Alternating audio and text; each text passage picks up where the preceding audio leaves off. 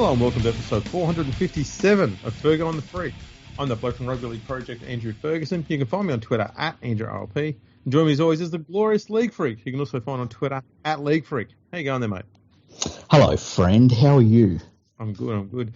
What are your thoughts on the World Cup so far? It's fucking shit. It's a chore. It's a real chore. Just as a bit of background, the only brief thing we mentioned before it was Freaky saying, I don't think I can be positive about this, but I'll try. And I thought, I'm nipping that in the bud real fucking fast. Where we start, I mean, from the terrible crowds, which we talked about in the last podcast. The cricket's been good. I saw England one of the England players there almost got 100. What are you talking about? The scorelines, isn't it? One English guy got 94. Was it? Was it Greece was 4 for 94? England was 94 for 4. I can't remember. It's a shit joke about cricket scores in footy. Okay. Right. We'll move on. I care even less about the 2020 World Cup. Hey, I didn't even know it was on. I know. Who gives a fuck about 2020 cricket? But yeah, the scorelines have been abysmally one-sided. There's just no good games of football. The teams that are scoring big aren't even. It's not like you're watching them going, man, they're playing some Harlem Globetrotter type football. They're just doing basics and putting up, Tonga beat Cook Islands 92-10. Yeah, it's training drills. Yeah, it really is. And we have somehow turned what should be the dual crown in International Rugby League into a bunch of training runs. Yes, and that made me think, right? What is the World Cup supposed to be? The World Cup is not supposed to be it's not supposed to be training. It's not supposed to be a way for you to get better. It's supposed to work out who the best team in the world is. And we've spent nearly a month now not doing any of that, Yeah. I call me crazy, but I don't think that being beaten by 80 points helps you get better. I think that, playing regular internationals obviously helps you get better, and playing varied opposition helps you get better. But when you're standing under your goal line for, an hour of the match, you're not getting better doing that. I also think that when you look at, between that, the qualification, the eligibility rules, and I just question, what do we want out of the World Cup? Because the World Cup doesn't start until this week, really. So what have we been doing this whole time? Yeah, it feels a bit like, in the Soccer World Cup, they go through that whole qualification process. Yeah. The group stage they have at the end is the last few teams before the finals. And I think that's what Rugby League thinks they're doing with this World Cup. Mm. But these 3 rounds that they've had should have been part of the, qualification thing. And we just come straight into a knockout tournament. Well, that's what I was thinking. What if this World Cup was a knockout tournament? Furthermore, I mean, if you made a knockout tournament and you worked just from the finals onwards, you could probably have a friendlier draw for those teams that are just getting absolutely pounded these last 2-3 weeks. So they're not taking too much of them. Yeah. It's a bit of a tricky one. See, I know the guy who's managing the Greece team. I've worked with him an awful lot. And he is, look, understandably, 100%, and as are all the coaches and the players, unbelievably proud of what they've managed to do with Greek Rugby League there. And for the game to only be made legal in Greece, literally days before the World Cup started, that they managed to somehow qualify for. Yeah, that whole thing is an absolute just phenomenal story. Of course they're fucking proud. Yeah. How do we let them enjoy that moment of absolute massive pride? We put them on the field and we fuck them 94-2 or whatever it is. It's just can't we do something to sort of promote them and help them out and say, look, this is what they've done, and have a bit of a celebration. I'm not saying let them win, but I'm saying don't let them go through all of that trials and tribulation for years to turn up to a World Cup, which they may not even get back to. And if they do get back there, it's going to be more of this again. But they get onto the big stage, they're finally there, and then they just get fucking smashed. I don't see the point in that. It's going to happen because there's only like 5-6 teams that are genuinely at a similar sort of level nationwide, across the whole globe. Yeah. There's going to be lopsided scores. But if we keep, it seems very British, if we keep getting these teams coming up from the division below to bring them up and then flog the fuck out of them and then send them back again, who's that helping? Yeah, no one. And I've seen some people trying to draw parallels between some of these European nations and the likes of Samoa and Tonga and Fiji and the like. And, for the most part, the way that those nations got better wasn't through playing heaps of international rugby league and getting thrashed. It was through player development at club level, and they get to a threshold where they've got a squad of professional players that are playing in a professional rugby league competition. That's how these teams got better. It wasn't through playing heaps of international footy and getting flogged. Now, I'm not saying that we don't play international football. I'm saying that, I think the more international football, the better.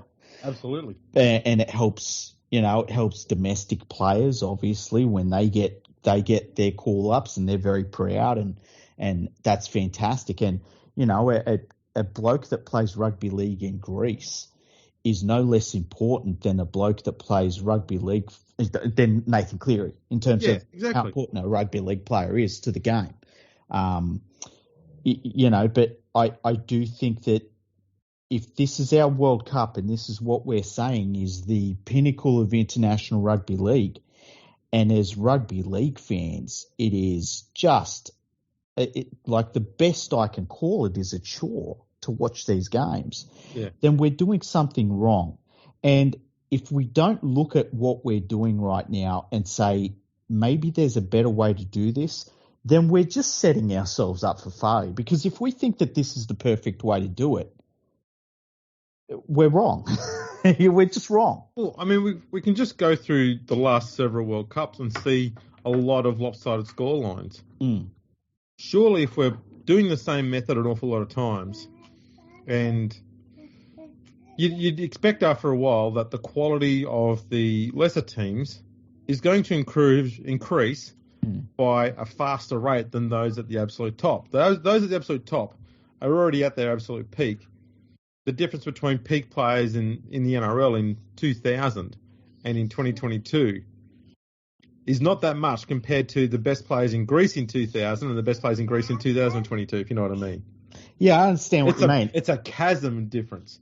So you'd expect that those big scorelines, while they'll still be there, they won't be 94-2. They might be 50-2. And I know that's still a big scoreline, but it's half as bad. And as you go on through the years, they get shorter and shorter. Just think, in the 80s and early 90s, Papua New Guinea was that team getting smashed. Mm-hmm. And then, they've been on that trajectory where 20, 30 years later, and it's a long time, but they're now one of the teams that's one of the big hitters in the World Cup. But what was it that made that happen? Was it playing international rugby league and getting flogged? Or was it the fact that more of their players come into the NRL and the lower grades in Australia, and then the PNG Hunters come into the Queensland Cup? PNG's a very, this is my view, very unique compared to nearly all the other countries in the sense that their home domestic competition is uniquely different to the NRL and to the Super League. Mm-hmm. They play their own style, and most of their squad that they've brought over are from that domesticated competition. They do have players from the NRL to go in there. But I think for all of the Pacific Islands, the thing that opened it up was when the ARL at the time opened the door up to having the Auckland Warriors in the competition. 100%. And it allowed all of those Pacific nations to play then. They had a pathway to Auckland, which then was the pathway into Sydney. Because we've always had Islanders and Kiwis and Maori players in the game, but not even close to the extent that we have them now. And they have improved the game immensely by having them around. So their involvement has improved the game. The coaching methods and the quality of the game here has improved them in turn, and that means that those tides have made all the boats rise at the same rate. And now all of a sudden you've got all the Pacific Islands on a very similar level. Yeah, I agree. And PNG they were separate to all of that, but they've played enough international footy against them and had enough players coming into the NRL. And the good thing about the PNG players is the coaches in the NRL and the administrators haven't tried to coach out what they've learned from the domesticated level. That's what they want. That's why they've got them here. So we still want that. We're just going to add a few touches to increase your ball skills and your skill set and stuff like that. But we don't want to lose that intensity that they've got. And so they don't take it away from them, which has been so good for Papua New Guinea Rugby League. And I think it's come along in leaps and bounds, especially in the last 5 to 10 years. It's increased so much in quality. Yeah. But the problem we've got is when you go over to Europe is English Rugby League has been, skill-wise, far more stagnant in the skill level increase, especially over the last 20 years. Well, it's gone back. Yeah. And so all the other nations that have been, like we've got a lot of nations using the NRL as a vehicle to get better, all of the nations that are relying on the Super League, Championship, League One to get better are not. They're just stagnant. So it just means that if we were to have a European-based World Cup only, and we had one of those every 2 years, you'd find that England would be flogging everyone, but everybody else would be catching up until they all got to the point where they won't go any further. Think France. Okay? France has got to that point, and there's no more room to move. They've hit their peak as far as skill set and qualities goes. They've got to do something different to break out of that mold. And you touched on in the last episode, they need to start playing more games in the Southern Hemisphere. It doesn't get that exposure. Yeah, and it's not even about they don't even have to come to the NRL. Go and play games against Papua New Guinea or something like that. Just play something different to what you play every week. Yeah. It changes your skill set, it changes your approach, and there could be enough to give you that edge over England. You start beating them. England's then got to change what they're doing. I don't think England will ever change what they do because they've been getting flogged by Australia for forever. And then they say, well, we've got to beat Australia the England way. I think the last time you won the England way, it was in black and white fucking TV era. That is true. But the thing is, I think after decades of being pounded by Australia, they're just going, you know what, let's just accept that they're better than us. But if France came out and started beating them on a regular basis now, after France went through the doldrums in the 70s and just slummed their way through the 80s and 90s, they're on an improve now. But they're still not competitive with England to the point where they're going to beat them every now and then. But if France started to beat England, then England's going to go, which top tier nation can we look at that we can play regularly to beat? And they're going, it's too much of a battle. We have to just start getting better. There will come a point, there's a team out there, and I think it's France. If France starts beating England, England will start thinking, we need to start getting better at this. Do you remember during the 1997 World Club Challenge? I remember you telling me about how they went into this big review after the World Club Challenge because all the English teams were getting absolutely hammered. And what they do? They basically just went, this is the way it is now. Australia's just better than us. I went, don't try and fix it. Yeah. Tip your shit. Yeah, the 97 World Club Challenge was, they didn't expect that. And when that happened, it was weird. It was a weird moment for them, and because it was so comprehensive.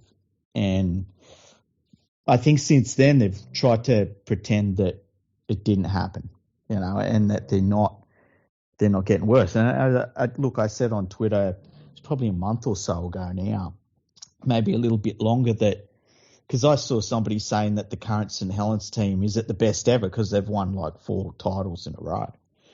And I listed 5 St Helens teams just in the Super League era that would flog this current team. It's, Super League's going backwards. There's no doubt about that. I think the case that British Rugby League in general is going backwards is really easy to make. You just, you could look at this World Cup and say, well, they beat, Samoa. Samoa were absolutely pathetic in that first game. But the last time Great Britain did a tour down in the Southern Hemisphere, they didn't win a game. And they lost a lot of games to teams that they would never have thought they were going to lose to. And so I just think that European Rugby League, I mean, if they're looking at this World Cup and, great, they're participating, fantastic. But, that most of the wins that European teams have got at this World Cup are against other shitty European teams. Yeah. And the only 2 teams, I believe, I think it was Ireland beat Jamaica and England beating Samoa.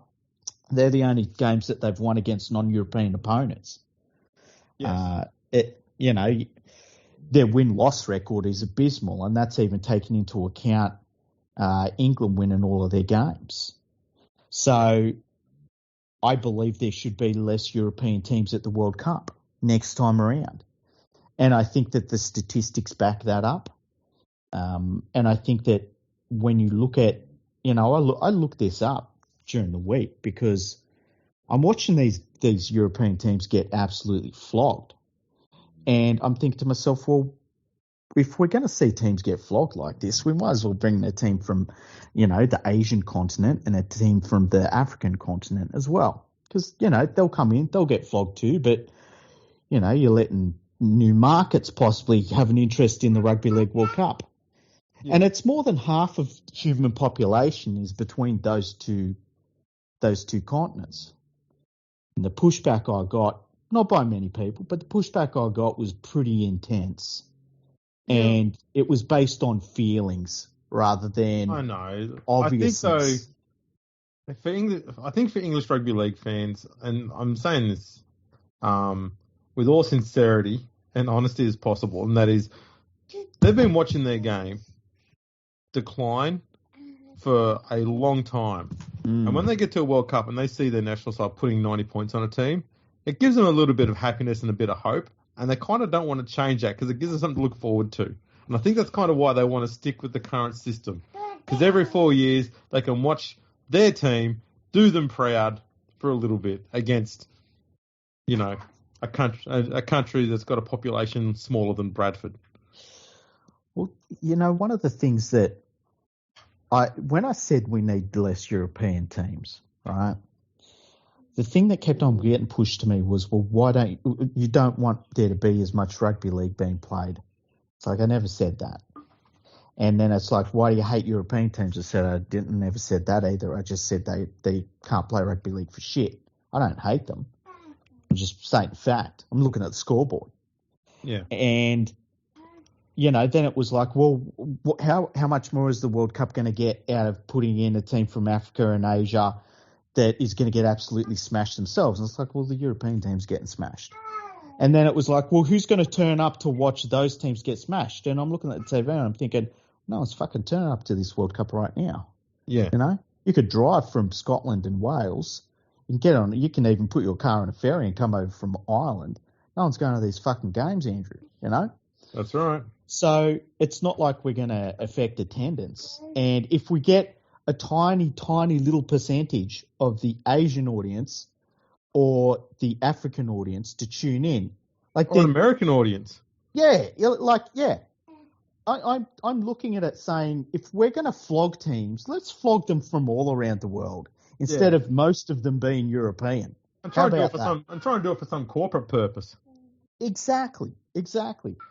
Incredible mental gymnastics I've ran into as to why that can't happen. Amazing stuff, People talking. There's one person that keeps on saying the European money is more important than money from anywhere else. Like, what the fuck does that even mean? Money's money, man. Yeah. Well, no, mate. There's important money, and then there's just unimportant money. Yeah, it's. I mean, that sounds. No, apparently, important money, it's worth more. You can buy more stuff with important money. Yeah, when I sit down at home, mate, and I've got my two $20 notes, I look at the more important one, and I say, you do know, as much as your value is exactly the same as the other one, because you're more important, I'm going to use you to buy something more expensive because I know I can afford it because you're more important. I know, right? That's how it works. It's a very weird argument. Very, very weird argument. I got told they don't play rugby league in Africa or Asia. Oh, they do? Yeah, they do. Like, they just do, you know? They've just finished their, third MEA Cup, which is the Middle Eastern Africa Cup. Mm-hmm. I know it's only 4 teams playing, but they've been playing it for a few years now. And they're test matches. They're official. That's Cameroon. Got to remember now because the number of teams increases every time they play it round now. Yeah. Well, look, they've got rugby league in Ghana. They've got rugby league in Nigeria. So there's Ghana, Nigeria, Cameroon, and Kenya. Yes, I've heard about Kenyan rugby league. Yeah. So they played their MEA Cup, which was September, October, and Nigeria beat Ghana 30-4 in the final. And just so people know, Aaron Moore, referee, I think from England, he refereed all 4 games in that little tournament. The first 2 games were both played on the same day, and the second 2 games, one was the playoff for third, and the other one was the final, also played on the same day, almost a week later. He did back-to-back games. Nice, he did well. Give that bloke some fucking credit, please, somebody. Yeah. Referees got a lot of shit, but they don't get credit when they do back-to-back games like that in Africa. It's not like it's some nice, cool place. It's fucking hot. So I want to give credit to Aaron Moore. Well done, man. And they've been playing the MEA Championships for quite a few years now. Yeah, we've got teams in Asia, like we've talked about the Philippines Rugby League before. Yeah, Thailand's got a team. India's just starting their own team up as well.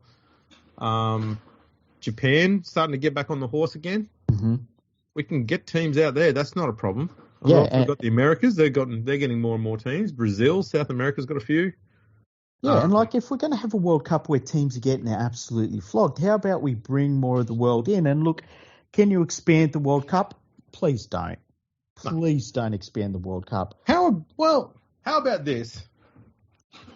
I'm not saying this as the full World Cup thing, but it could be televised separately. You have your America's one, right? You get to the end there, you get an America's, American section champion. That one team goes through the World Cup. Then you'll go to an Asian one, same thing. You go to a European one. You can do a British Isles one if you want. You do an Africa one. Then you can have a Pacific one, right? And you sort it out. If you've got to have a few more in like the Pacific Island area and the England area to try and get the right number of teams, go for it. But your sole aim should be to get, say, 8 teams. And just your World Cup is those 8 teams. They can play each other once if you want and just have a playoff between the top 2 teams at the top of the ladder at the end. Boom, there's your World Cup. You're still going to get a fair few games in, but it's going to be more fair because everyone's got to play each other once. And you're going to have less teams who who aren't at the same level turning up and getting flogged all the time. You might only have 2 or 3 of them. But there's got to be a way that we can work it so that we can get a better system, because one thing I thought was really cool was the last Cricket World Cup, which was during COVID? And they changed it, so instead of having pools, everyone played each other once. Mm-hmm. And it was I found that to be a very interesting system, and I actually thought it worked pretty well. Because the 2 teams that got to the final, they earned that right. They didn't just sit there and flog a few teams they were lucky to be drawn against. They had to be better than every other team there to get there. Yeah. And I think that's a fairer system. But it can't work with a ton of teams. You can only have a maximum of 8 teams. That way everyone's team's playing 7 games, and then you have a final. Yeah. It's a lot of games to play, a lot of footy games to play, though. It is. So, but I'm saying 8 would be your maximum. You can cut it down to 6 or 5 if you need to, but that would be your maximum that you'd have. I just think that you got to change it, as you said. At this point, I wouldn't care if they did make it a one big knockout competition. You know, at least that way, if we're going to see some floggings, they're going to be early on, and we know the matches are going to get better and better as the competition goes on. Let's say let's do a proper legit Mortal Kombat system. You've got 4 years to play it, okay? And it starts with team rank number, I don't know how many they got there. Let's say 50. Team number 50 plays number 49. The winner plays 48. The winner plays 47. And we keep going until in the last year we've got the number 1 ranked team playing against the team that, you know, has won the last game. That's your World Cup final. We could do that. You know, then someone gets murdered at the end. Yeah, then we kill someone. Then we tear someone's fucking spinal column out. Sign me up. Yeah, look, anything is going to be better than what we've got now, because what we've got now, I'm a diehard rugby league fan, and I started getting up for these games at all hours. I augmented when I was sleeping for this World Cup. People that are there in England and not going to it, you know, and the ticket prices are outrageous, but they're still not they're choosing not to go to it. If rugby league people are saying this is not good, I'm not going to take this in, then what are we doing it for? You know, if we're doing it just for the pure sporting aspect of having a World Cup, can we do it better? I really do. I think that we could do it better. Even if you said it was I don't know, if you go for the 16-team tour, I just think a 16-team tournament, let's just have one straight knockout competition. It would have far more interest. Every game's an elimination game. You know how many teams you're going to have playing through every single week. It's going to be really easy to look at and know the draw of it and know who will end up where and why. I just think this idea of group stages where the group stages haven't really mattered. You know, have the group stages chucked up anybody that we're looking at going into the quarterfinals saying, wow, I didn't expect them to be there? No. I think to be honest, the only way you're going to get this whole thing to work is you're going to have regional comps. And the problem you get with that is the Pacific, like a Pacific Cup with all the Pacific Islands playing it, would be deemed the pinnacle of International Rugby League. Yeah. Which would not sit well with, you know, the International Rugby League, which has got a very strong European base to it. I have a tweet that I need to tell you about. So this tweet is by the Honourable, because he puts it in his title. The Right Honourable. Yeah, fucking dickhead. Tony Grant, who is the head of the International Rugby League, and he posted this in response to an article about the Cook Islands, who had lost, 92 points to 10 to Tonga in their last game. And this is his tweet. Cook Islands is the greatest next untapped international rugby league nation to explode, along with Wales Rugby League, in my opinion. Green shoots everywhere committed to seeing this materialise. Wales are the Tonga of Northern Hemisphere, a sleeping giant ready to be woken. Now, I thought about that a lot. And I wondered what metric he used to get to that point. Because it's not results, right? It's not players in the top level. It's not that they are, as a nation, that they've been willing to support a Super League club. That we saw that far recently. So what measure is he using? I don't know. Yeah. Like, they're worse than they've been in a long, long time. Like, they're getting worse every World Cup. How is that untapped potential? Where is it? I don't think any official should be saying any country that's currently in the World Cup is an untapped has untapped potential. Sure, if they've made the World Cup, we should be tapping into that shit by now. I would agree. Isn't that admitting that they've done nothing so far to help them out? You would think so. But I look at Wales and people are like, oh, you're getting on Wales' case again. Look, I heard people this week saying to me how great Wales was. And I'm watching the results and I'm like, well, no, that's not true. That they just need a few more World Cups and they'll be good eventually. It's like, well, how many World Cups, you know? Well, I was going to say, how many has Wales and Ireland and Scotland had? It's that plus one. Yeah, exactly. It's always the next one they're going to be half decent in. Never happens. That's right. And then it's like, well, they're developing players. It's like, really? Their best player is fucking born in New Zealand. And then the other one is like, well, you know, they're doing pretty good considering they lose all of their best athletes to soccer and rugby union. And I'm like, well, they're not good at soccer and they're not really that good at rugby union either. So what the fuck are we doing? Maybe they're untapped darts players. Who knows? Like, Untapped. what are we doing? And Scotland is just getting worse. And we're supposed to not talk about it for some reason. And like, when I look at the World Cup, I don't have any nations that are special to me, you know? Yeah. Sorry, I've got a child. I'm just born for no reason. Just wait. Give him a second or two. Yeah. That's what I hear every time I tweet about European Rugby League teams. I just get that sort of response on Twitter. That's just someone from English Rugby League. Yeah.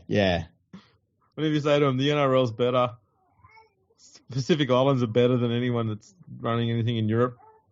Well, the funny one I always hear from them is like, oh, well, if you just think the NRL is the be-all and end-all, and I have to point out that most of the best players that they're watching at this World Cup are from the NRL, and then they don't reply back to that. You just should reply with, it is. But yeah, like, I just don't know why we're spending so much money in places like Scotland, Wales, and Ireland where we're getting zero return. Well, because it's more important to have rugby league in Scotland, Ireland, and Wales than it is in, say, you know, these weird places like Canada. I know, that's what they... Canada? No, he's not interested in Canada. I mean, this is basically our international rugby league expert we've got here now. Yeah, pretty much. A spokesperson even. He talks more sense than some of the people that have sent me tweets over the last week. I can tell you that much. He's fine. Sometimes you just got to give him a cuddle and tell him everything will be all right. Yeah. Just like English Rugby League. Ah, fuck him. But yeah, look, I'm over pretending that we're supposed to have this special place in our heart for these fucking shit teams that have always been shit and will always be shit, and that there's some special elixir in the air that they're just waiting to suck on. You know? That's what it is. They're going to get better, mate. Just wait. Oh, you just got to give them more time. They just need more time. It's like Wales played in the very first Rugby League International ever. How much more fucking time do they need? 2 more years. It's ridiculous. Edit point. How about that edit point? That was a smooth one. Solid. No one would even know that there was like 3.5 days where nothing happened there. I know. It was good. It was very good. So in closing, we don't need Wales, Ireland or Scotland. I've actually heard a lot of people saying that Great Britain should come back. I can't see any reason why not. You know, might as well. Yeah, look, if we need to have... I'm okay with England being there, but the only reason why I'd separate them is if Wales and or Scotland and or Ireland can prove that they can be competitive with England in order for them to separate. But at this stage, I've not seen at any point where Great Britain needed to be separated from the rest of those nations there. Yeah, It's not done anything to help those countries. No, we know why they did it. They did it for government money, which they actually lost a big chunk of it because they had an issue with some of the numbers they provided for participation numbers.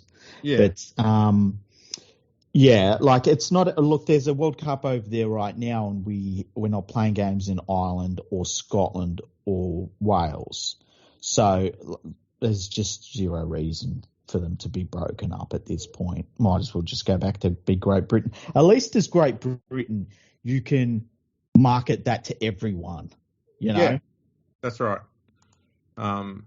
It's also probably an easy way to try and get all of those nations together, and enjoying their rugby league experience. True. And I guess the other thing is too, like, if by some miracle one of these countries actually produced a player that was worth playing in that team, then they would at least be playing in a higher quality team rather than being surrounded by a bunch of blow-ins. And, you know, my grandfather he drove through Wales once and all that sort of bullshit. I'm so out in the World Cup, and I know it sounds all negative and stuff, but you try sitting there through all of these fucking games, you know? It's difficult. They're not enjoyable. Yeah. I was thinking about, you know, what could we do to try and make it more competitive or better? And I don't know. If we're going to have the world rankings of the International Rugby League body be believable, why not have the top? How many teams we got? 12? Why not have those? Was it 16 teams? 16 teams at the World Cup. Yeah. Why not have the teams ranked 1 to 16 in the World Cup instead of teams who aren't?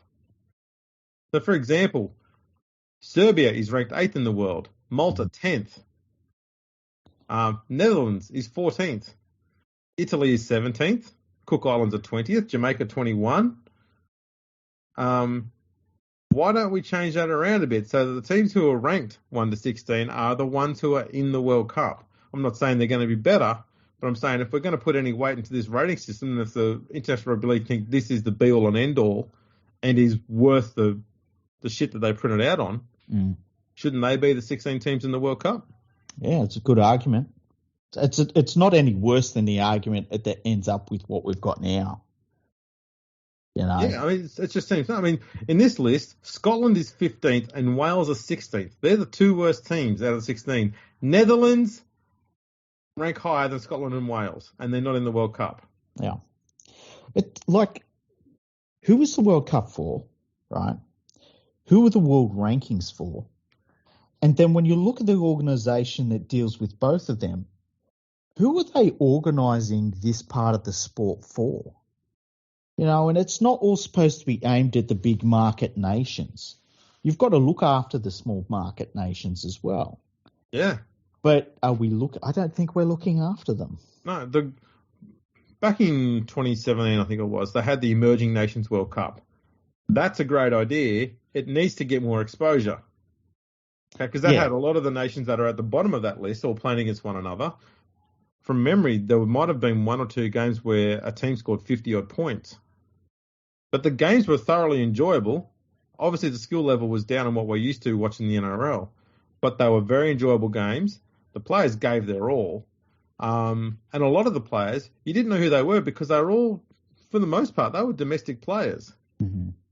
So that actually brings a lot more enjoyment out of it because you get to see where the game is at domestically. Whereas when you're watching Jamaica play at the moment, you've got no idea what Jamaican rugby league's like because you're just seeing a bunch of people playing in England playing against one another. Yeah, and look, you could probably do a 20-team Emerging Nations World Cup if you wanted to, and I don't think it would be any more one-sided than what we're seeing now. No, not at all.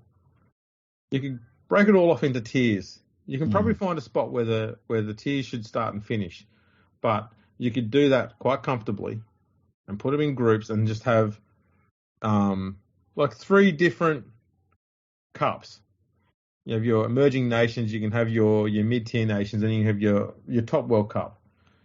Think of it like the English domestic rugby league competition, but without without relegations and promotions and shit like that. Mm-hmm. You know, your idea is to improve your ranking. Basically it, but you know, no one gets relegated out of Earth. You know, you're going to be playing in a World Cup somewhere. Yeah, But although take it as a warning, Wales, you're on the clock. You know, there's got to be something we can do. I've always been worried about how the Elite World Cup is organised, mm-hmm. and always had a lot more interest in how the teams outside of the World Cup, how they're performing, what they're doing. I've always shown a lot more interest in watching their games and what they're doing, because that's where a lot of the growth is, and where those areas we need to be marketing and working on and trying to help them get better and bigger, because a lot of them are, you know, they're excited when someone sends them a football and 3 pairs of boots or something like that. You know, it doesn't mm-hmm. get much better than that. You got to try and help these out.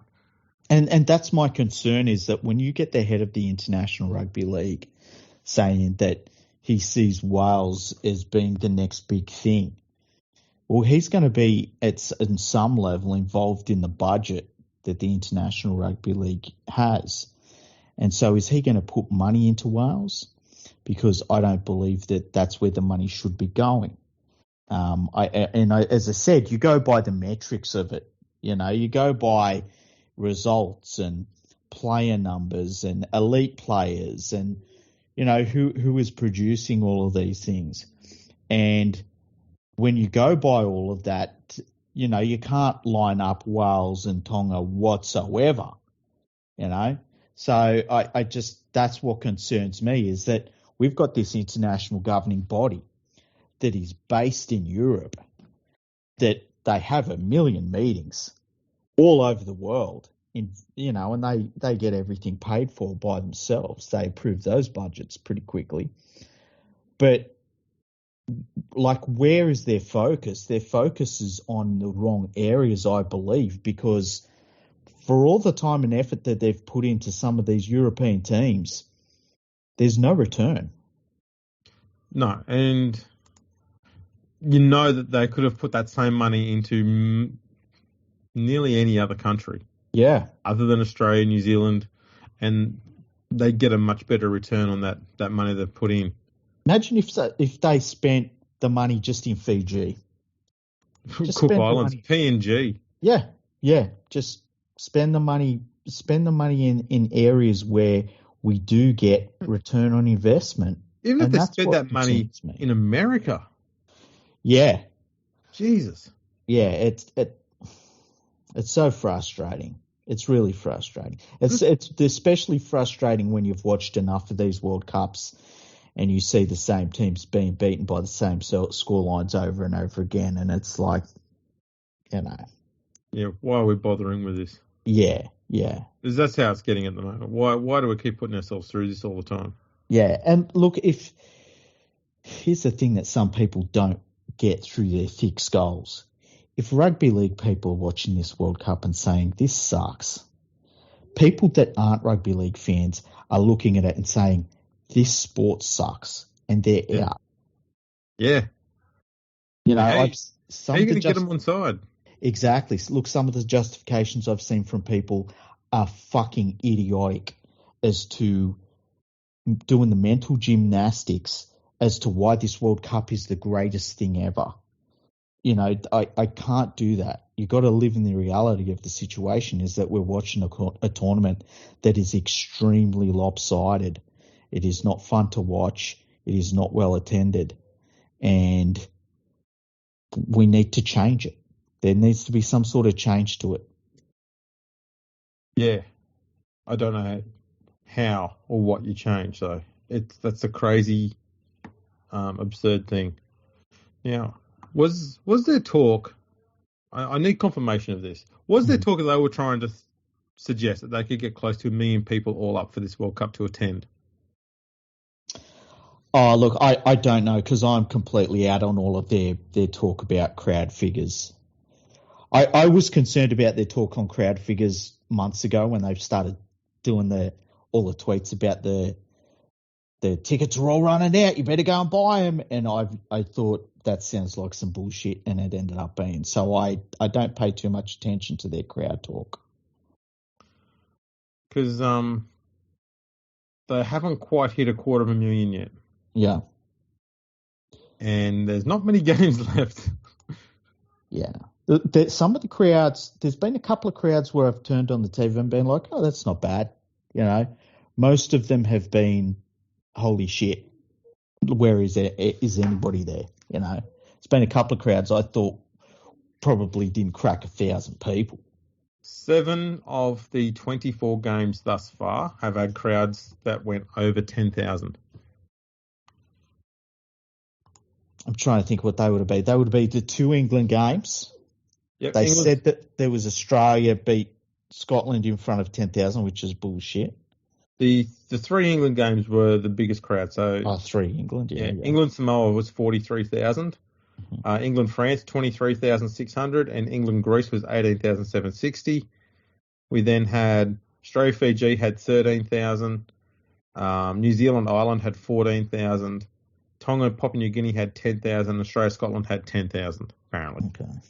But Fiji Italy had 3,600. Samoa Greece 4,400. France Greece 4,100. It's so frustrating. We shouldn't be having crowds this small at a genuine World Cup. How have we not generated enough hype about this? Yeah. But if we brought teams from other parts of the world, Andrew, no one would turn up to watch them play. Yeah, because they're tripping over themselves at the moment to get to games. Well, the scores would be lopsided. Maybe if they just played the games in the heartland. Hang on, they're doing that already. I know, that's the thing. I had somebody say to me on Twitter, do you think that more people would turn up in Mackay to watch this game? It's like, we're not playing in the equivalent of Mackay.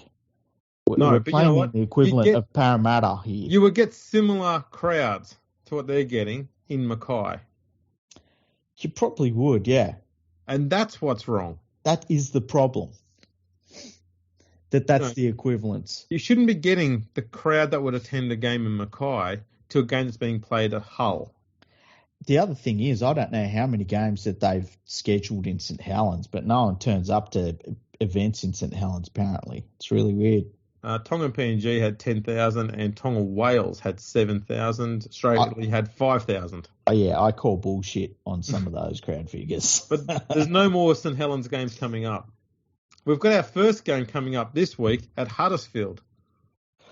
Well, you know what I say, St Helens, the home of Wigan Rugby League. Well, now that we've got all the good talk out of the way, we do have 4 games coming up. Okay. And for the most part, they should be good games. Fingers crossed. Bar one of them. Yeah, well, Australia is going to absolutely flog Lebanon. Yeah, which is disappointing because I think Lebanon probably wouldn't go too bad against some of the other teams there. I agree. England, Papua New Guinea, I mean, I'm interested in that one because Papua New Guinea could end England's World Cup campaign. Yeah, England has ticked every box you could have asked of them, to be fair. But they haven't actually played a hard game of rugby league. Samoa were terrible. And then they had 2 walkover games, basically. Yeah. So it's going to be interesting to see how they turn up. PNG, look, normally I would say that they would win this game.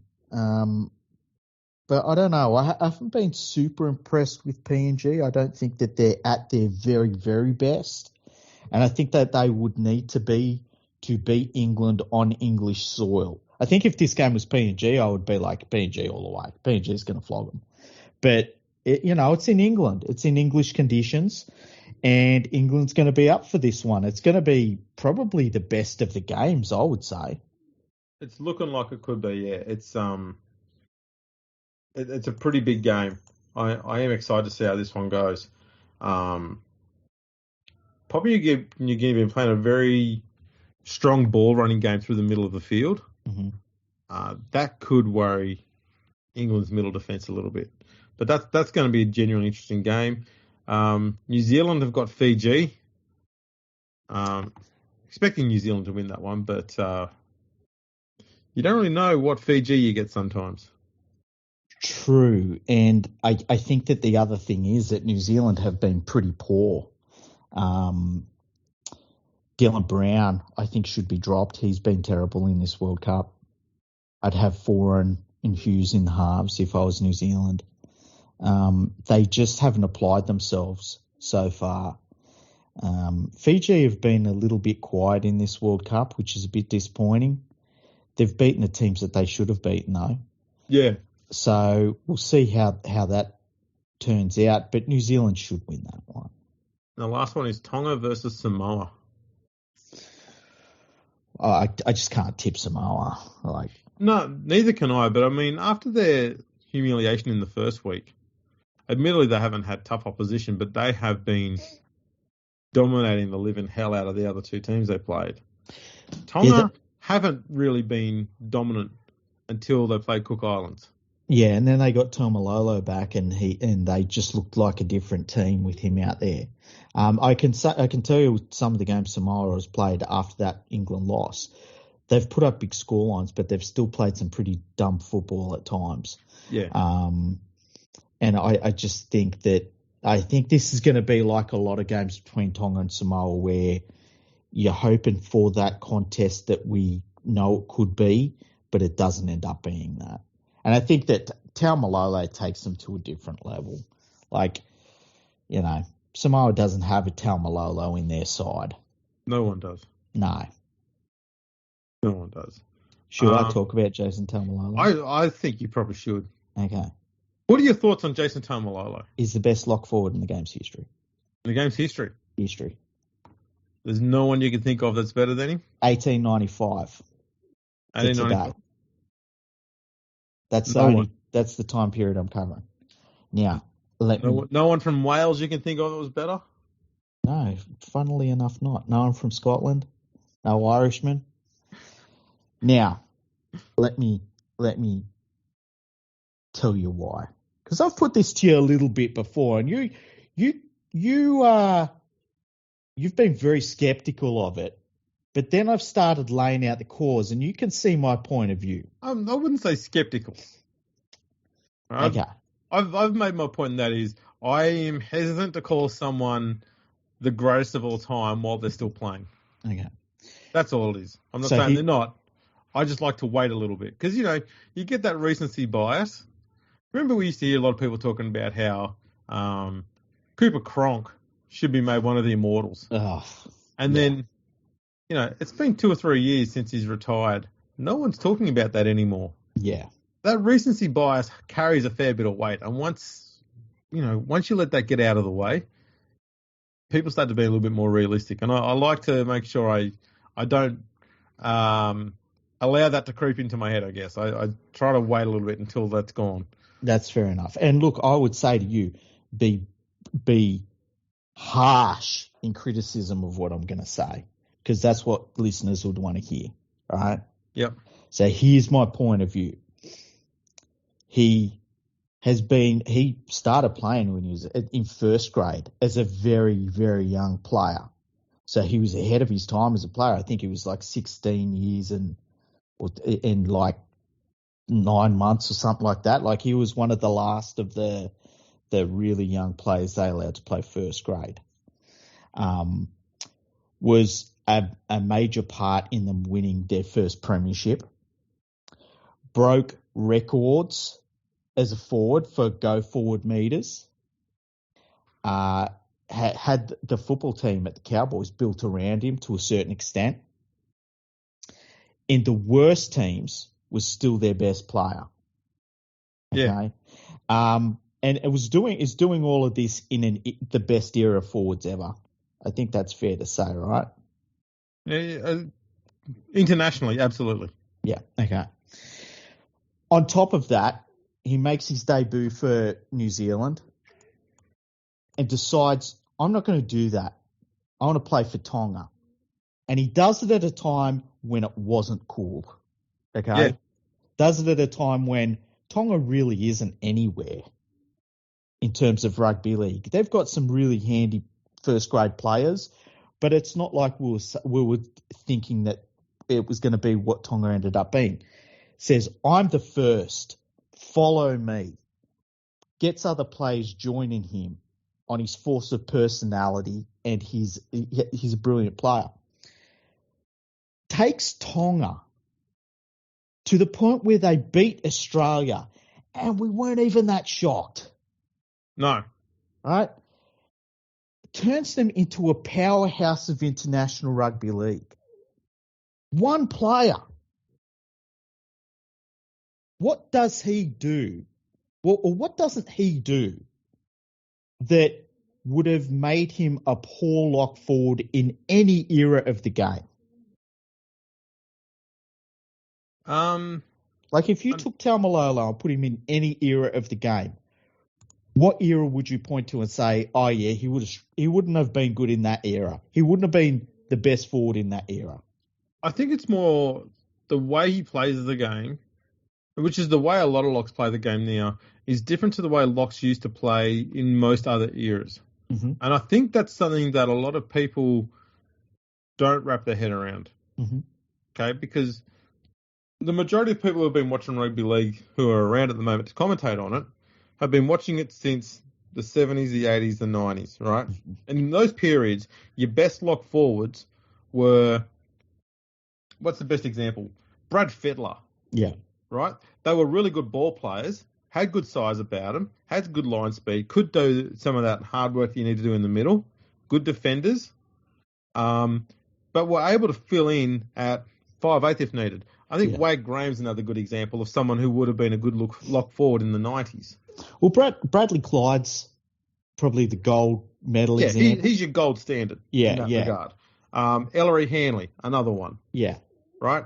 That's kind of what people think a lock forward should always be. And that sort of started about being a really common thing when Johnny Raper came along especially in the 60s. Mm-hmm. He revolutionised the way locks played the game because prior to that, they were basically a skilled second rower, even in some cases a skilled prop. It's kind of gone a little bit full circle there, but obviously the players today have got much bigger engines to do a lot more work than they have done in yesteryear. Not saying they were poor or anything like that. It's just the game is played faster by stronger players. Because they're full-time professionals. Of course that's going to happen. Yeah, and look, you take Johnny Raper, put him in today's game, with the today's training, he's probably the best player in the world. He would, but he also wouldn't be playing in the forwards. He'd be a 5'8". Yes. That's the thing. And so I think people have got this impression that a lock forward is someone who plays with more ball-playing skills and more 5'8" skills than they do as a forward. But that's not the way the game is at the moment. You look at most clubs now, and the player they've got at lock, other than the West Tigers when they're being morons, which is regular, your lock forward now is basically your most skilled prop forward, who has a lot of, they're capable of playing 80 minutes. They don't always do it, but they're capable of it. Yeah. And a lot of that trend did come about with Paul Gallen. Okay, because what clubs wanted in the 2000s, when they took the unlimited interchange away and went back to having 4 interchange, they wanted the lock forward to be a prop forward who you didn't need to substitute. Mm. And that's the one thing Gallen had, all jokes aside. Mm-hmm. So one thing Gallen had throughout all of his career was he always had that ability to play at the full 80 minutes. Another one was Nathan Hindmarsh. And so that's what they wanted their lock to be. We want to have a prop on the field all the time who can pass the ball a little bit.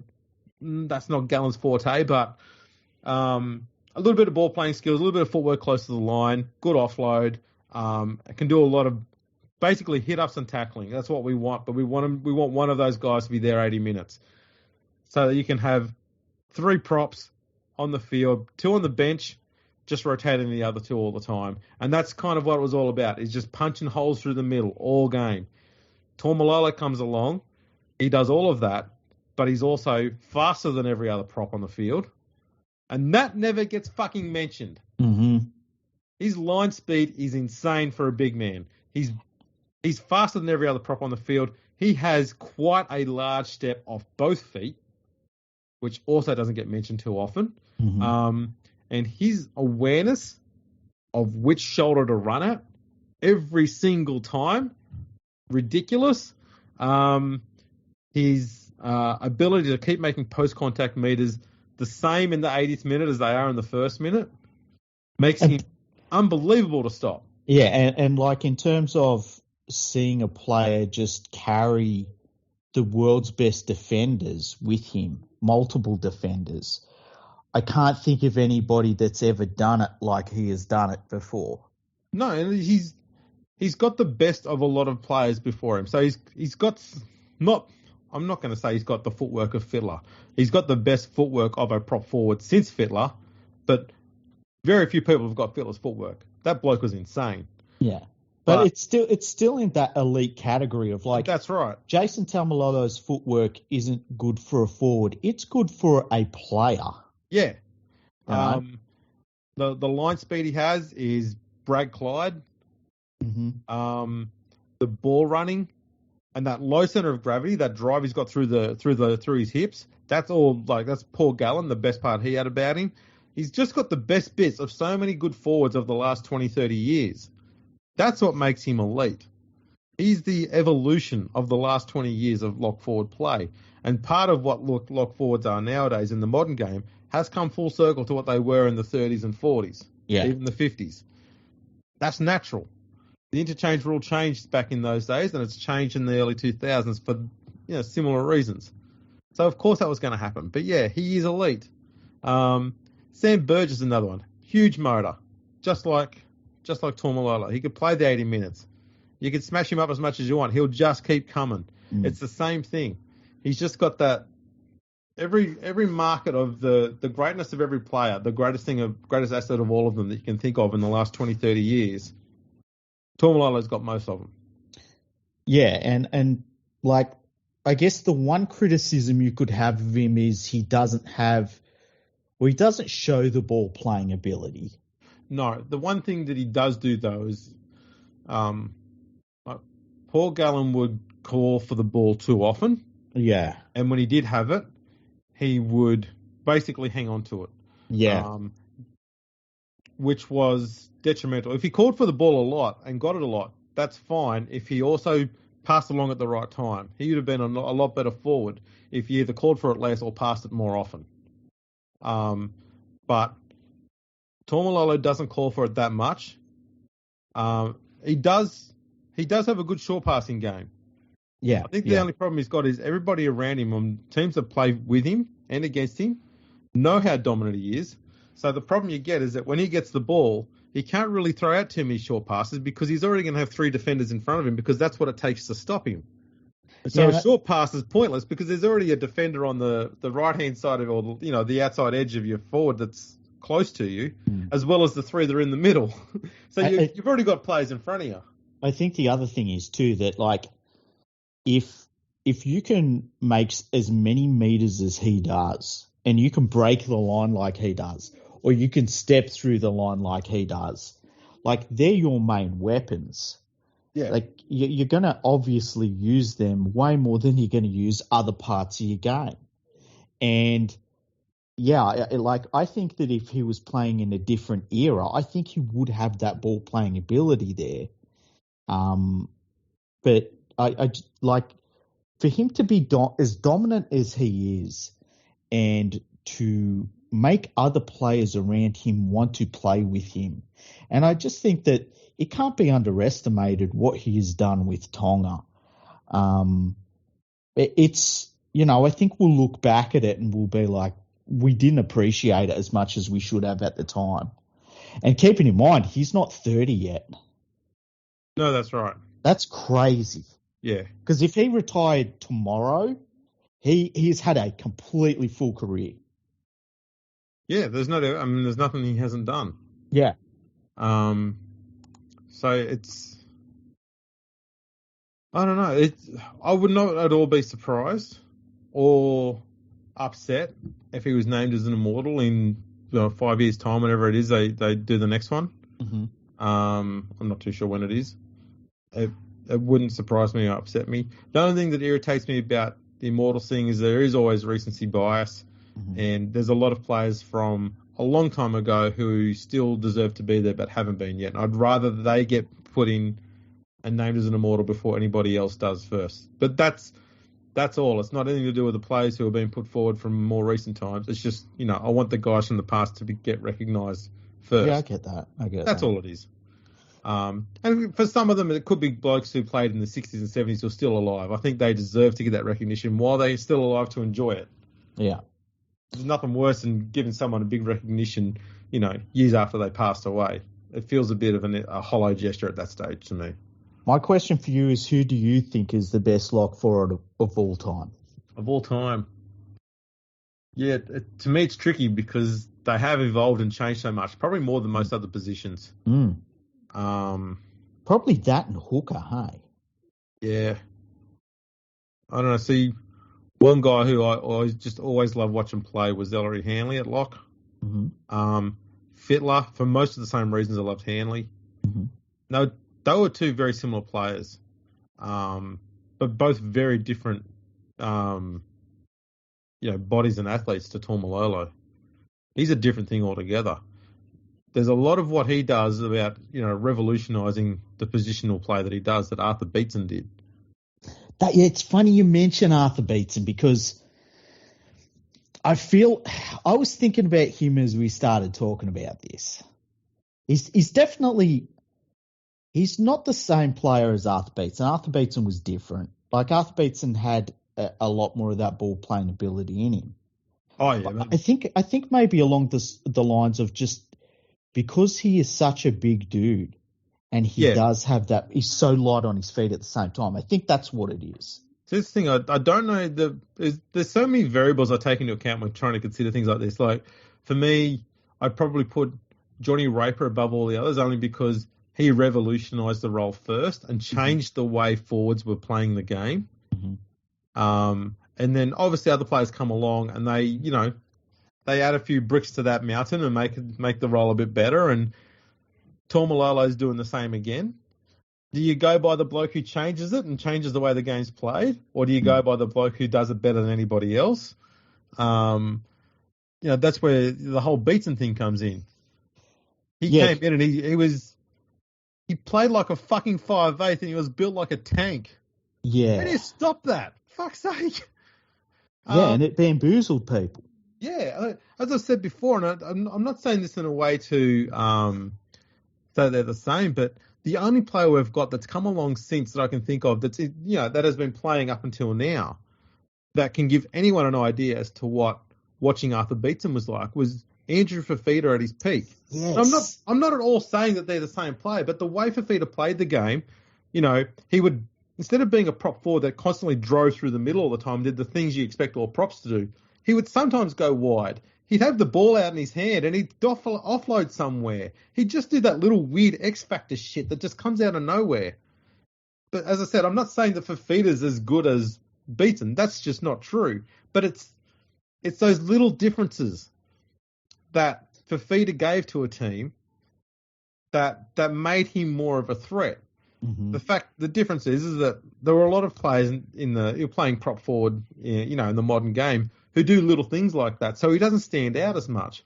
But when Beetson was come along, all your prop did was hit ups, but it wasn't about, you got to remember the way the game was played then. It wasn't about getting quick play the balls. You got to keep possession for as long as you wanted when he started. There was no limited tackles. So it wasn't about trying to go as far as possible and getting offloads away. It was very rugby union-like. Stick it up and jump, I keep it. Play the ball away, and then you got up and you kept going, and it was just all about momentum, keeping the ball. You weren't trying to lose it. It was all about holding possession. And he come along, and he's just going, fuck that. We're going out here, we're doing a bit of this, doing a bit of that, flick passes here, there, and everywhere, and just points was coming out from everywhere. No one could contain him. He was running on angles when no one else was doing it. It was like putting a player from today's game and then putting them in a rugby union game from 1920. That's what Beetson was. No one's been like that. And I think the thing to remember too is, like, he was called up for that first State of Origin game from Parramatta Reserves. Yeah. And his career is basically over as an elite player. Yeah. He comes into that game, grabs one of his Parramatta teammates, beats the shit out of him, and leads Queensland to victory. That's greatness. Yeah. That's what I'm talking about. Yeah. Like, it's not just about what Taumalolo has done on the field, which is unquestionable. Just can't poke any holes in it. But it is the greatness of being able to take a small little island in the Pacific and taking them and saying, they beat Australia a couple of years ago and it was full strength. There was nothing you could say that was like, oh yeah, but Australia had left half their players at home. Oh yeah, but Australia, no. They flat out beat Australia. And it all started with him. Yeah. That's greatness. Yeah, and also the fact that he chose to go to Tonga, and it just opened up the door for so many other players to go, I want to play on his side. Yeah. And they followed him en masse. And I'm not talking about just a few players. I'm talking about elite players, many of them at the peak of their game when they could have been in line for a call-up to New Zealand. Fuck that, I'm going to Tonga. He turned Tonga from being, a second-tier nation or something like that into one of the prominent sides that other players wanted to play for. Mm-hmm. I mean, players turning down the opportunity to earn tens of thousands of dollars per Origin match to play for Tonga. Yeah. Like that, it's pride in the jumper. Yeah, and it started with him. And I just think that's incredible. Like if somebody had said that there was going to be a lock forward that would come along in the year 2000, if you said there's going to be a lock forward that will come along, he'll play for Tonga and they will beat Australia within the next 20 years, you'd be like, nah. Yeah. Impossible. A forward? Seriously? Yeah. Oh, and he's going to be the most dominant forward in the game. You'd just be like, that. I just don't see that happening. It sounds crazy. Yeah. No, it's, we could legit wax lyrical about Taumalolo's greatness for a long period of time. But yeah, as I said, I wouldn't be surprised if he is the first Tongan to be named an immortal in the NRL. And I don't think we'd have to wait too long, but it wouldn't surprise me at all. Yeah, I can't see how he won't be. I just can't see how he won't be. It's interesting you bring up. Are you all right for time? Yeah, man. Okay, cool. It's interesting you bring up if it's the player that revolutionises a position. Is it a player that wins the most things and achieves the most things? Like when you're looking at the all-time great players, what do you rate it as? Like I think the greatest player of all time, and I've said this many times, is Clive Churchill, just based on everything I've read about him, everything he did and everything the other players said about him at the time. But then I think that in my lifetime I've seen players that I would rate as the greatest in their position. Like Andrew Johns is the best halfback, I think, of all time. I think the best prop forward of all time, for me, it's probably between Lazarus and Webke. That you've seen, yeah. That I've, yeah. And it probably towards Lazarus. Just. And so it's not like I'm the sort of person that says like, oh yeah, this guy's the best player of all time. Like I wrote my best team of all time on my website, and it's about 15 years old. Might even be 20 years old now. And Ken Carney's the best lock of all time. And I did a lot of research on that, And at the time I was like, look, there's players after him that revolutionised the position. He played in an era where the hooker position was very, very, very different, but I still couldn't go past him. Well, now it's Cameron Smith. Yeah. And that's almost universal, I would suggest, amongst rugby league people, that he's the best hooker of all time. Yeah. And it's this thing. Cameron Smith didn't really do anything that revolutionised the role, but what he did was become so dependable, reliable, consistent, unbelievable consistency. Winner. Tough. I don't think his toughness ever gets mentioned. Yeah, I agree. Yeah, knew how to win. His best game, if his best game you rated at 100, his very worst game was 93. Yeah. You know. But yeah, as I said, like, sometimes you'll get great players you can get a highlights reel for, and you can watch it for half an hour, and then there'll be other players who are absolutely great, and you can't really find too many highlights for them because their greatness isn't about some crazy play they do. It's about how they get their team to win. And he was the epitome of the best leader you could have on the field. He just got his team up, no matter who they were, no matter where they were. He got them up. And that to me is real greatness. Well, also to me, the thing of real greatness is that it's not about them. And the best example of that was how he retired. He didn't have a swan song. He didn't want celebrations. He didn't want a fucking ticker tape parade. He made everyone think he was going to go around one more year and then just said in the off-season, I'm done. Yeah, he didn't need to say anything. He just stopped playing. And it was beautiful. That to me just typifies him so much so, is that it was never ever about him or what he wanted. He was always about the team. And I dare say the team knew. Yeah. And they were just letting him play the game with the media the way he wanted because that's what he wanted. He didn't want them to know. He wanted to do it on his terms, and they let him have that. Yeah, 100%. And I think of, when I think of the greats, it's like the ultimate winners almost. It's like Darren Lockyer. Yeah. He refused to lose some games. I've said it about Benji Marshall in some terrible West Tigers teams. There's so many terrible West Tigers teams I watched Benji Marshall on where it was just like, this guy is not going to let these guys lose.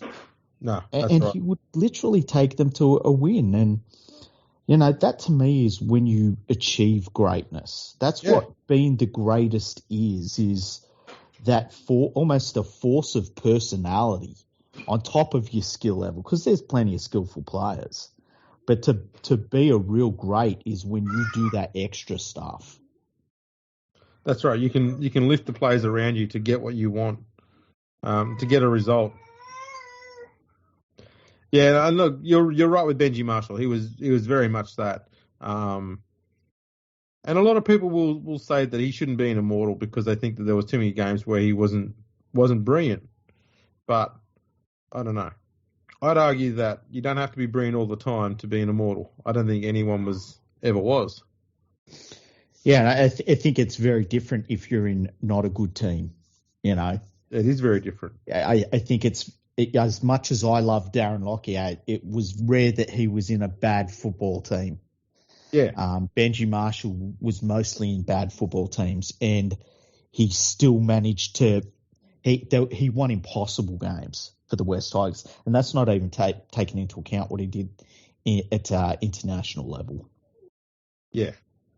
I mean, what he did at international level was genuinely next level. He took that to every level he played at, which is... And then I think a mark of a good half, too, is being able to change your game and being humble enough with who you are to be able to change what you do and get better in the process. And he did exactly that when he went to Brisbane and returned to the West Tigers. Very difficult for an elite player like him to do that, too. Yeah. And he did it very, very well. I mean, the last year of his career, he's coming off the bench. And really, really important role he was playing coming off the bench too. Yeah, and so much so everyone was still saying, mate, you can go another year. Yeah. But that's the thing. He also knew that it's I suppose that was the one criticism we always had of Jonathan Thurston. Mm-hmm. It's better to retire a year early than a year late. Yeah, that was a rough one. Yeah. That was a real rough one. We haven't seen too many like that. I feel like we used to see more of that. But absolutely. In recent years, I think because players make enough money, and that's not what was motivating Thurston. It was a competitive thing. But I think because players make enough money, they're like, look, I don't need the money now. I can move on. And so you don't see that last year where a player just it's weird you can lose it athletically, hey? Yeah, I always wondered too. I thought Thurston probably thought that because he'd been injured for so much of the season prior, he'd be able to get that extra year out of his body. Mm-hmm. And his body just went, nah, mate, we are done. We told you this last year. Can you think of another player that it was just over like that? Like in terms of they had that one extra year and it was like, ooh, it's over. Like Morgan at North Queensland again. Yeah, Michael Morgan. Yeah, he was one.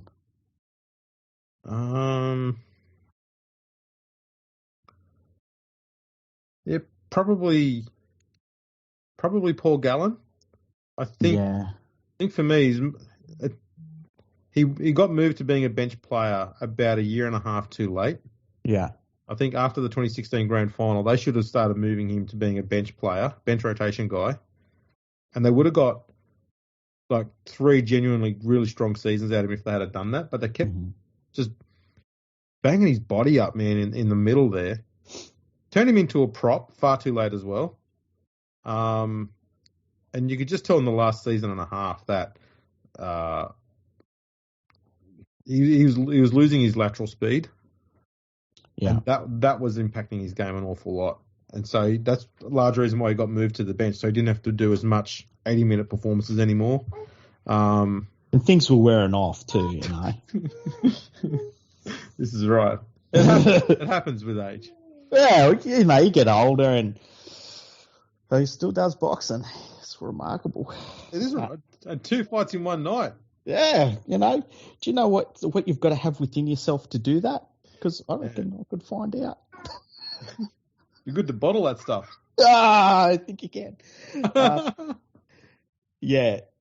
You know, the only players I can think of where, as younger players, where, like, say, a Dane Carlaw, where they're really good and then all of a sudden they're just not. Or Cohen Hess is another one. Oh, yeah. He's disappointing. I think though, what Paul Green tried to do with him was try and take him from being that explosive edge player to making him a strong prop forward, sort of middle of the field runner. Mm-hmm.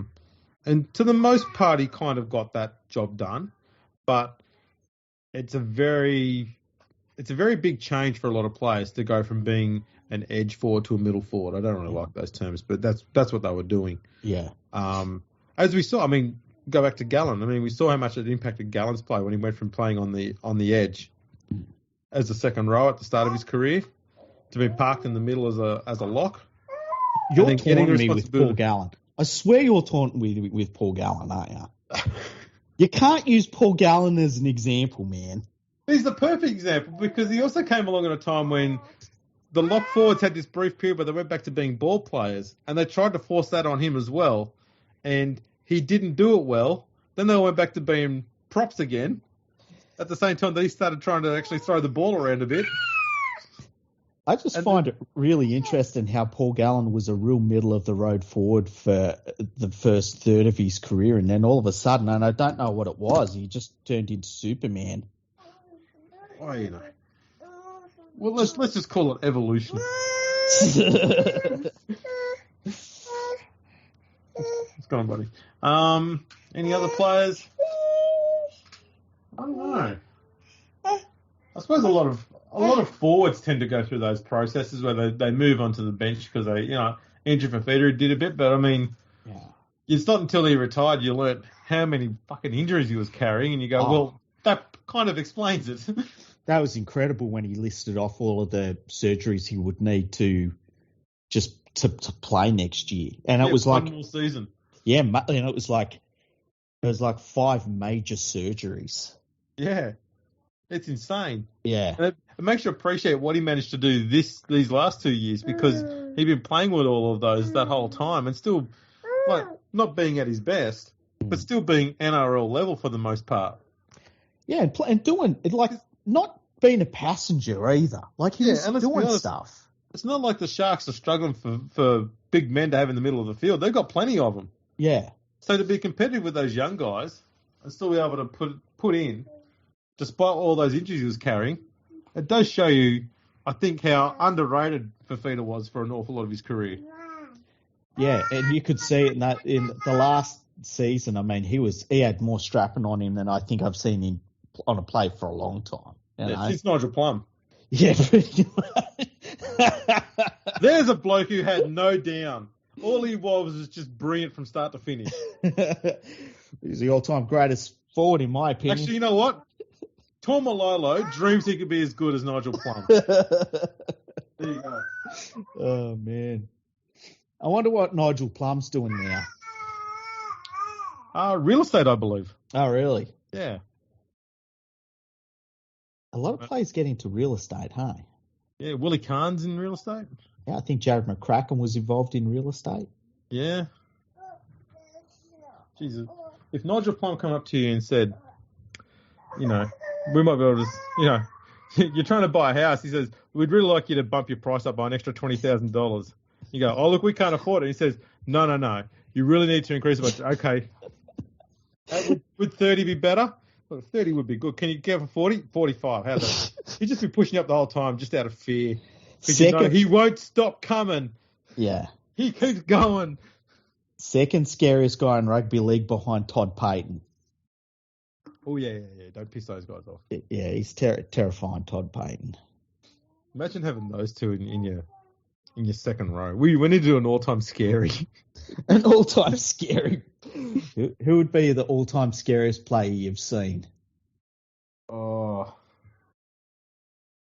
Mark Guy when the red mist descended. Oh, yeah, that's hard to beat. Fuck me, man. Yeah. He wanted to end humans. Yeah, that's the thing. It's like, you know what? I tell you what, when he was fired up, Ian Roberts as well. If he wanted to end your day, it was ending.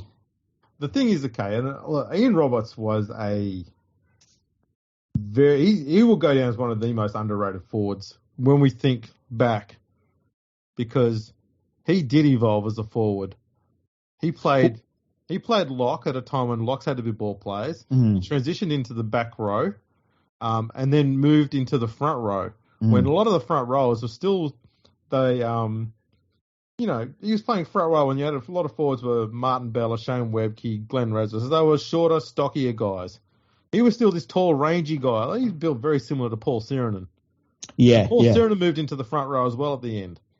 And that's what kind of made them prolong their careers, because with a lot of props in the 90s, when you had to tackle them, you just went low because they were low to the ground. They were shorter guys. Mm-hmm. You couldn't go low and tackle Ian Roberts or Paul Sirenen around the waist, because they just destroy you with leg power. You had to try and stand up to them toe-to-toe and tackle them, and then they've got all this muscle mass across their shoulders that you just can't stop them. Yeah, I think in the middle.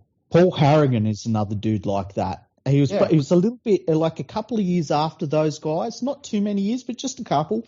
But he showed that evolution as well, where he's this tall guy, big frame, moved very well, but he was a front rower, Yeah. He started off in the back row as well. That's right. And in that Newcastle side, they had almost traditional older front rows when he come in. He was this tall, rangy back rower. That evolution of players. It's funny with Ian Roberts, like you can look at the football cards from his first few years, and he stands out as something different from all the other forwards, Yeah, I mean, he comes across, I think, Paul Sirenen and Mark Guy are very similar, those three players, because they all played at lock. They all had good ball skills. Sirenen didn't play at lock that much, to be honest, because he had Wayne Pearce there most of the time. But he could play it there, but he played a lot in the second row on the edge and transitioned into the front row at a time when that wasn't a common thing in the 90s for second rows to turn to the props and be successful at both. Yeah. I tell you another dude who was like that, Paul Dunn. Yeah. Played for the Bulldogs. Yeah. And then I think he ended up playing for Parramatta after that. That's right, yeah. Yeah. He was a little bit like that. He got better as a prop though. Yeah, he did. But the same sort of the same sort of evolution of the front row. Who was like, because he would have played, like, you look at the prop forwards he come in alongside, and then he ends up being the prop forward. It's just a completely different thing. Yeah, they're all built differently. By the mid-90s, a lot of the props become, because the game got so much faster, and then you had the 10-metre rule on top of it, it meant that your props had to do more and more running. Sure, a lot more of it was uncontested running because you were running 5 metres before you hit the defensive line, whereas prior to that, it was 2 metres.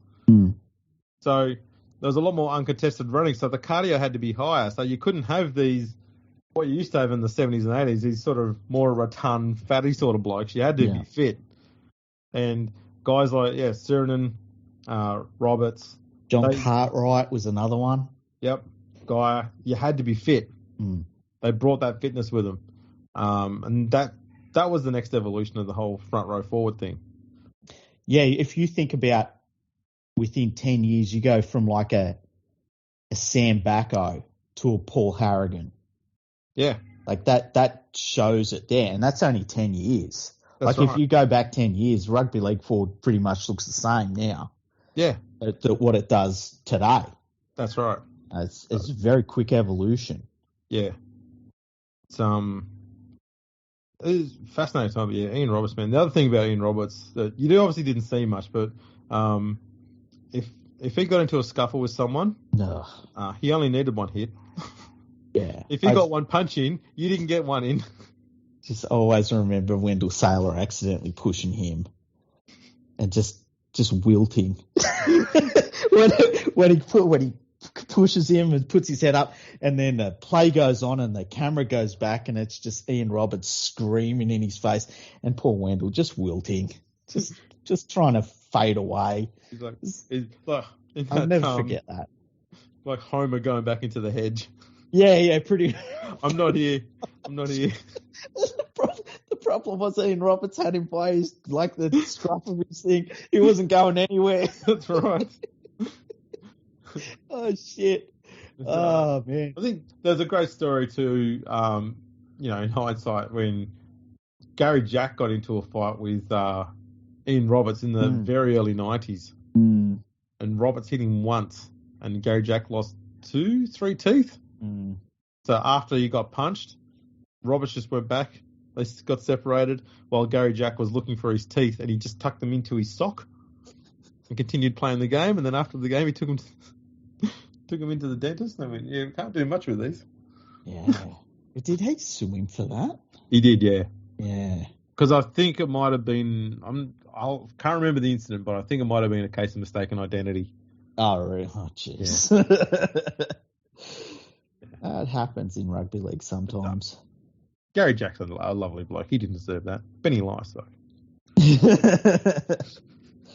Who are some of the other scary players? Like, I'll tell you what, one I was told about. I'm not gonna shock anyone here.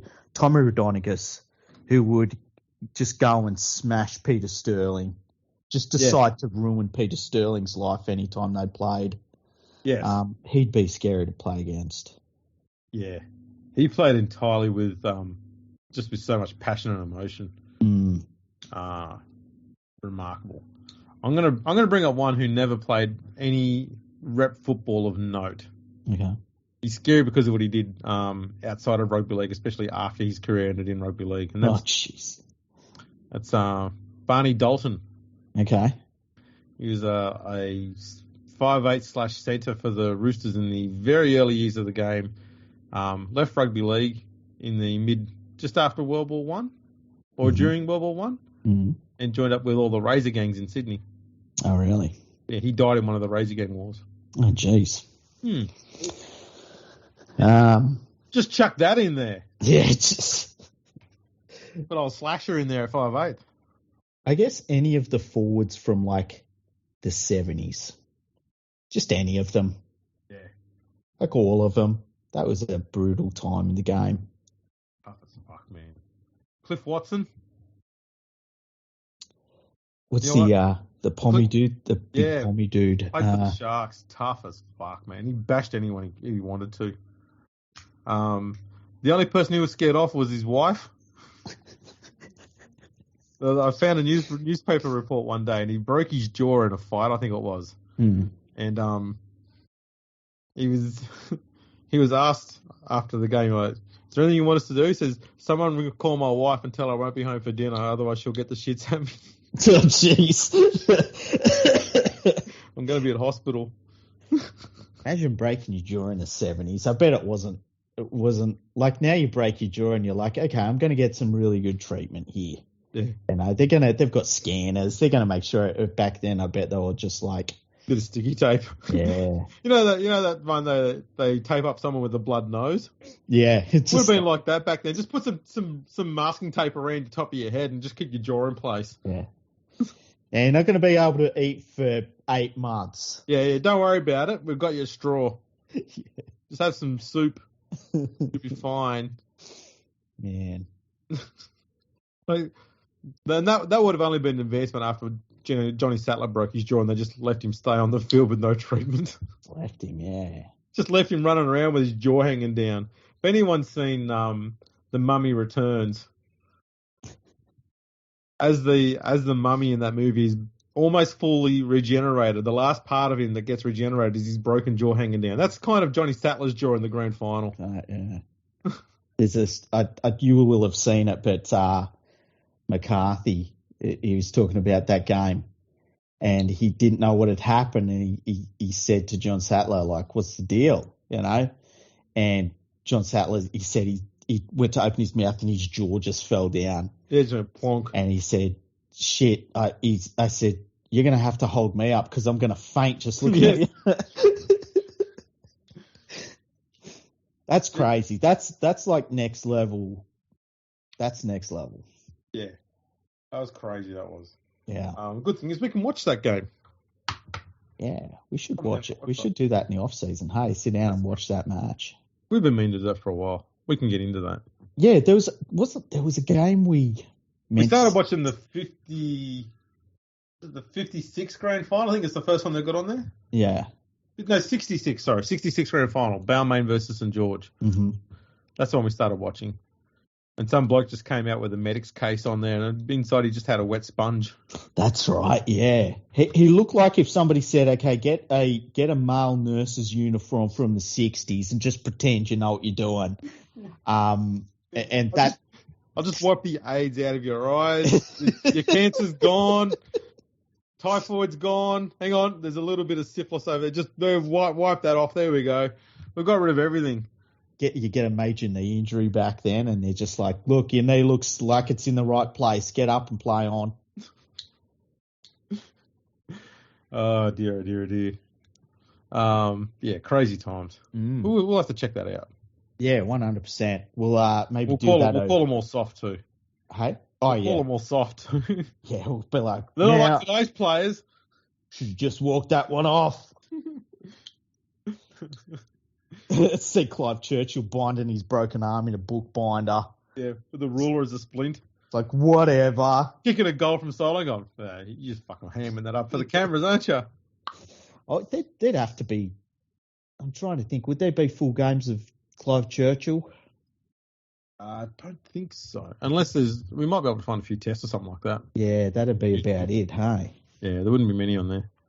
Because it'd be interesting to watch him play a full game of footy and just like line it up with how modern fullback plays. I bet there's a lot in there that it is super familiar to what we see today. So if him was more about, I suppose his positional play.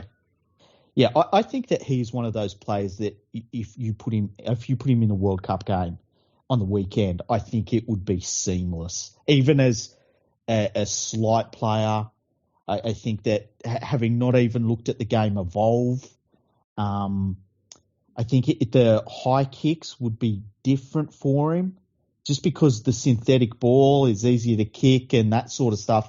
But I also think he'd probably get the synthetic ball and say, like, why does anyone ever drop this? Yeah, that's right. You know, so I think that he would walk straight in. Mate, it just made me think.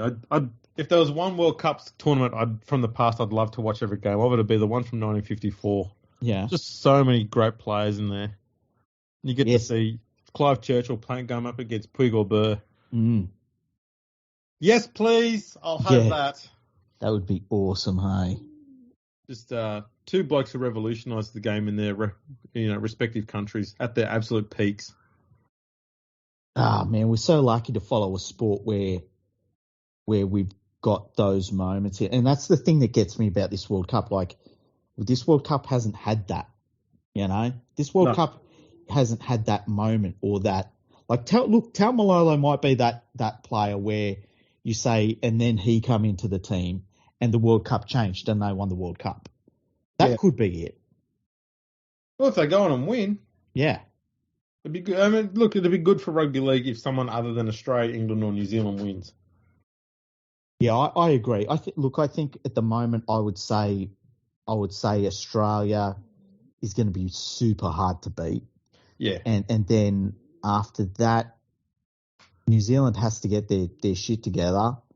But I think the one to worry about is Tonga. If Tonga, we've seen it. They've got the runs on the board. They know they can do it, and that's the big thing. Well, let's see. It'd be good to see, say, like Tonga versus Papua New Guinea in the final. That would be so cool, eh? I'd be in for that. Yeah, that would be amazing. Can you imagine, like, you give all of those players the chance, and it's like, this is the World Cup. It's a good chance to win it. Can you imagine how hard they would rip into that game? Oh, yeah. Oh, yeah. That would be the greatest World Cup ever. It'd be like up there with the most brutal final. Yeah, but it'd be legal brutal. That's the thing about it. Yeah. That'd be fantastic. We can only hope. Alrighty, well, let's wrap this one up. Yep. Thanks for tuning, everyone. Make sure you check us out on the socials, on Instagram and Twitter at FergoFreakPod. We're on LinkedIn, Facebook, and YouTube, so check us out on all of those as well. Make sure you leave us a comment on your podcast listening app. That's the one. And we'll catch you all next time.